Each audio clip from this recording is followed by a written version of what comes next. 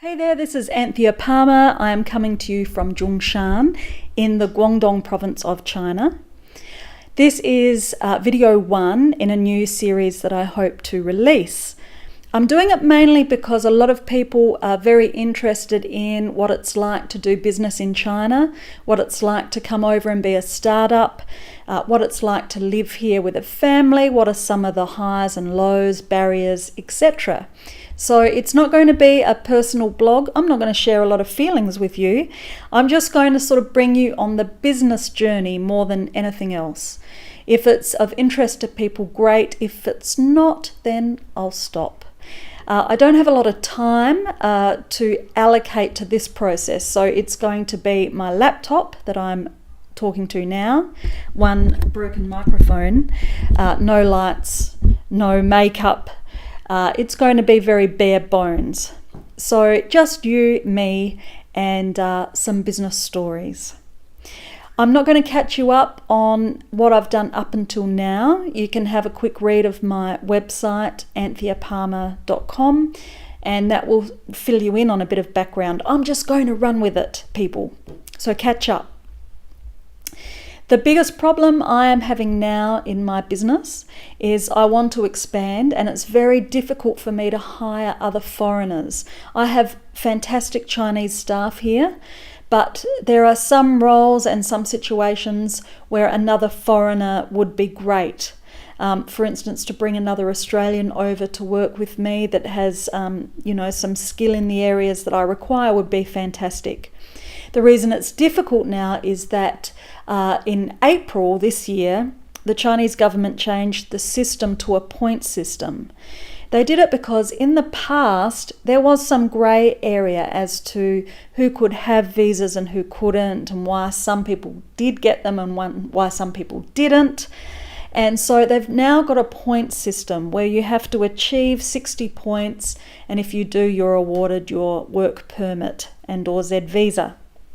So this is problematic because a lot of foreigners that have worked here on Z visas for a long time are now finding that they don't have enough points. And not only that, but they're cracking down on making sure that existing work permits and visas are very specific to the role that people are doing. So to give you an idea, just last week a friend of mine has a restaurant here in Guangdong, and the police walked into the restaurant checking visas.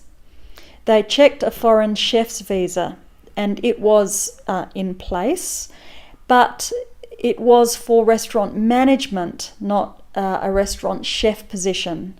And so the restaurant was fined 70,000 RMB, and the chef is about to be deported. So in the past, I didn't hear about so many situations where they were checking and so fussy about the role of the visa and really deporting people if it wasn't exact. So yeah, fun and games here. It is making it difficult for foreigners here with businesses to hire other foreigners. And you can see why the Chinese government are doing it. I mean, more jobs for the Chinese, I guess. To give you a bit of background on the point system, there are points allocated for your age group. They prefer people of a particular age.